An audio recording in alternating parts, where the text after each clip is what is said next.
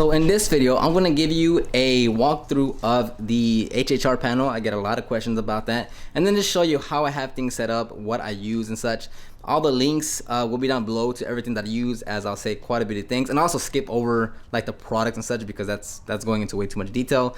But yeah, this is just an overview giving you guys some tips and advice about the vans you should get, what I like and don't like about this one, and just overall advice for when you're starting your business. Hopefully enjoy. Again, all the links will be down below. Make sure you give me a thumbs up if you like this video and it helped you out. So let's get into it. So a lot of you have been asking about the HHR panel that I drive. It's 2009. It's made for small cargo, so it already comes with no windows and no back seat. So it is great for you know, for detailing. Yes, like if you're not going for like that big setup with like a 50 or 100 gallon water tank, if you're not having like a big setup like I do and like a few other detailers do with this type of vehicle, it's a perfect fit, especially if you're barely getting into detailing and you're at the point where like you want to get like a dedicated vehicle but you don't want to spend all that much or don't need a bigger vehicle.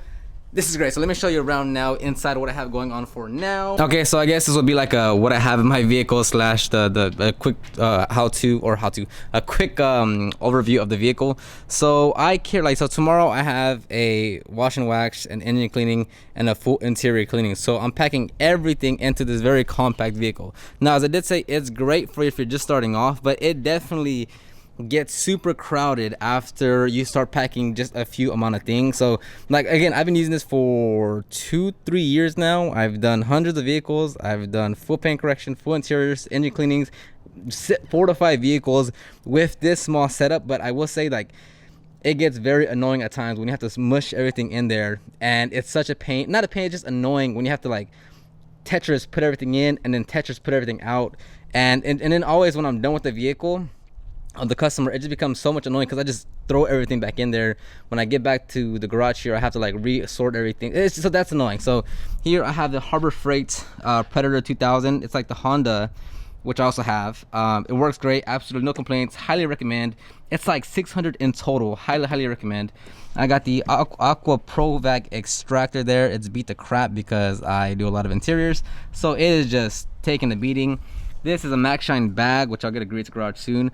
But here it has my G21, my GG6, and the Adams Swirl Killer 3-inch. Then just your assortment of products and bottles and such. I have 4 1-gallons and then a bunch of 32-ounce bottles, a few 16-ounce bottles. Here I have just my gloves and safety goggles when needed, my tire applicator pad in a little baggie there because all the dressing gets a little annoying, a small bag for trash and personal items and such. Here's that the McGuire Nicholas bag with all my interior brushes and stuff. So this is literally what I just, oh, it just sprayed. This is, it's just water. This is what I get when I get to the job site. I just pick that up and get to work on the inside here because it is just a wash and wax and nothing crazy. As far as correction, I'm taking just a few towels and pads. Towels, I'll link it down below because there's like 4 different brands and I don't remember them. I know the pads are from Oberk, but I'll just link everything down below.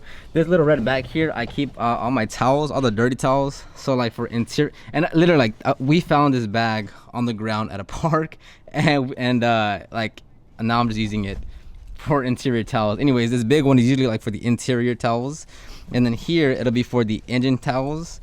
And then for the polishing towels, I'll keep that in a separate bag or just separate it from everything just to make sure that they stay clean. And then right there I have in between is the battery powered works pressure washer, if you want to call it that. It's, you could probably spit harder than it you know, produces the pressure. All good though. Then on the right hand side here, I hardly ever bring the pressure washer, but tomorrow I will because I know it'll make my life easier. So that's the Karcher 1700, not the strongest thing like me, but it does its job. I have the McCulloch 1385 steamer. This is my second unit. It's been going great. I just have water in there. I've never used diluted water. It still works like a champ. This bucket here that I might fill up tomorrow morning with warm water because I think it's gonna hit like 40 degrees. So I want some warm water to get started on the wash. I don't want to wash a vehicle with extra cold water. 2 other buckets right here are the all the wheels and tire brushes, and then a retractable, or like a, what's it called? when you turn it on and then it expands. That's a 50-foot one. That one is like, it was like $25 at Target. Go get one if you don't have, like, it's great for what it is. And literally, like, I did not expect it for it to last that long for just $25, but it's done its job. A bunch of assortment of wheels for fenders, like I said, wheels, tires, fenders for the engine as well. Down here, right behind the seat, let me see if I can get this up for you guys. I have a little cooler that I just keep water in there, no ice, and just like water. And then I have a first aid kit. I have a self starter for the battery. I have a few sweaters and jackets and like extra shirts and clothes there. So that's that. Let's go to the other side. And like I said, like, you can fit a lot, but it gets really annoying when you have to do this over and over. So maybe it's time to upgrade to a van, huh? What do you guys think? To a bigger one? So here I have, well, this is just the drill brush for different attachments for interior and exterior. This is just a bunch of towels right here, literally just kind of folded, and I don't know how many towels it holds, but so like these, so just the way like, since these are all the same Costco towels, I separate them for like engine cleanings and then for interiors because engines get really dirty. So like here, the long ones here laid down are just for engine. So I know like the long ones that aren't folded, I'm used for the engine, and then the ones that are folded like this are used for the interior. So that's how I sort them out. And then underneath here, I have yet another bucket with all my wash, like 4 different wash mitts, 4 different drying towels, and a buck sponge. And my clay mitt. But I'm gonna put it right there real quick. Because I'm doing this with one hand. Yeah, underneath this container here, it's another just plastic bin with the wash mitts. I think 3 or 4 wash mitts, 3 or 4 drying towels, 1 clay mitt, and a buck sponge. So when I get to the job site, I'll have to remove this bin, put it here, grab the wash things, put the interior bin back in, and then get to work. Here, these are different assortment of pump sprayers and products, of course. So here, this is the IK pump sprayer. Both of these are the non-foaming. So this is just a regular, like, you just pump and spray.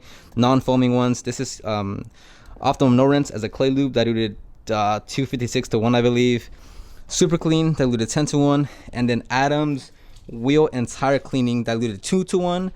All these pump sprayers are great. I would say Mirrorlex takes the win comparing these now, but I think there's only one distributor here in the U.S.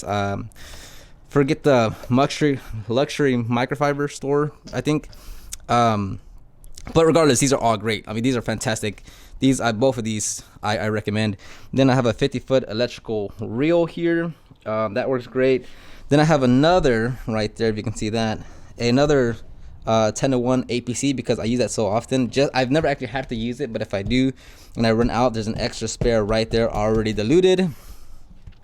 And then down here, I have the Metro Vac and Blow, which I've never really recommended that vacuum. I still don't really recommend it. I just got it because of the size. Hardly ever use the blower portion.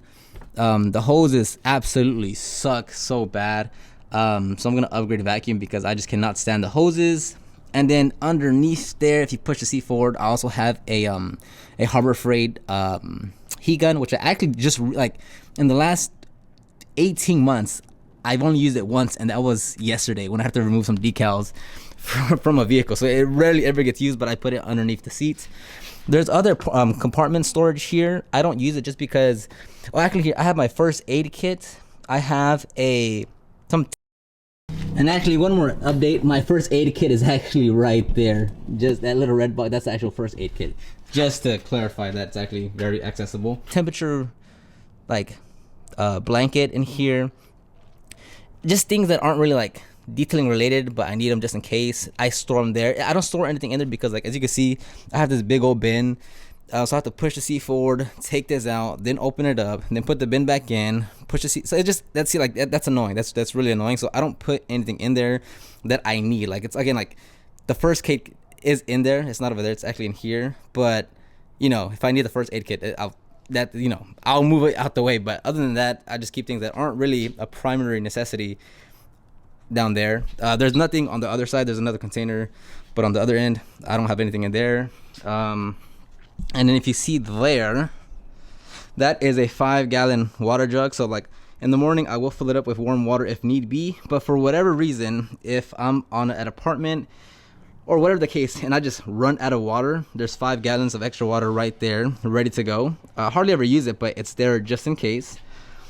And then I have a ladder there for areas I need to reach, since I'm pretty short, so that comes in handy. And I would say that's pretty much everything that I take. So as you can see, it fits quite a bit of things. It gets quite annoying because just it takes a lot of time putting it in and seeing how it fits, and a lot of times I'm just smushing things in there. But you know, it goes back to the thing of like, if you have your Corolla, if you have your truck, if you have your compact SUV, whatever, you can start with that. Like, don't think you have to jump to a van. Like, again, like, this isn't really a van. Like, it just has a bit more space. Like, if you have like a Matrix or like any vehicle that you can fold all the seats down, that's good enough. Yes, it's annoying that you have to take the things out and in. I completely understand that, but it's the progress that you have to go through. It's the process.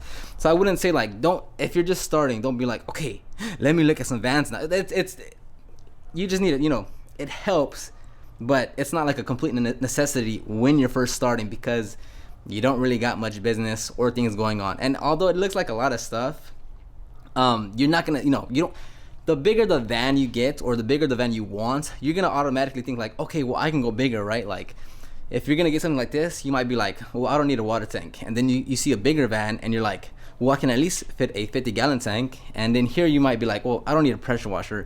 You get the bigger van, or think about getting the bigger van, and you're like, well, I can fit a pressure washer in there now. And then so it just keeps on escalating. So my biggest advice, tip, recommendation is that start with the van that you have. This one is great if you're ready at that point. Like, if you already have some revenue, if you have customers, if you have your business already going, this is a great fit for the first step. Great on mileage, great on space. Nothing mechanically has failed on me, other than like your ordinary, you know, oil changes and such, brakes, tires. But that's like, as far as reliability goes, it's been great. Gas is great. They don't really have that many accessories for this type of vehicle. I mean, there's not much you can do. Like, they have a little slider and stuff, or like a partition, but you know, it's not like, you can't really outfit it like a huge Transit Connect or like high roof, low roof, or a NV 2000 or 200, whatever it's called. So it's nothing like, you know, you're not gonna have that many accessories and such. But for what it is, for what I do, it's great. If you're, you know, that's what I'm saying. Like, if you know you're at customer's home location, you don't need to outfit it with a water tank, a pressure washer, or, you know, it's so that. But if you're doing like if you're doing 5-10 maintenance washes, or like that's all you do is car washes, you might need something bigger, as this won't really hold it up. So make it fit to your situation. Let me know if you have any comments, questions about the van. I'll have everything that I use linked down below in the description box, and I'll see you on the next video.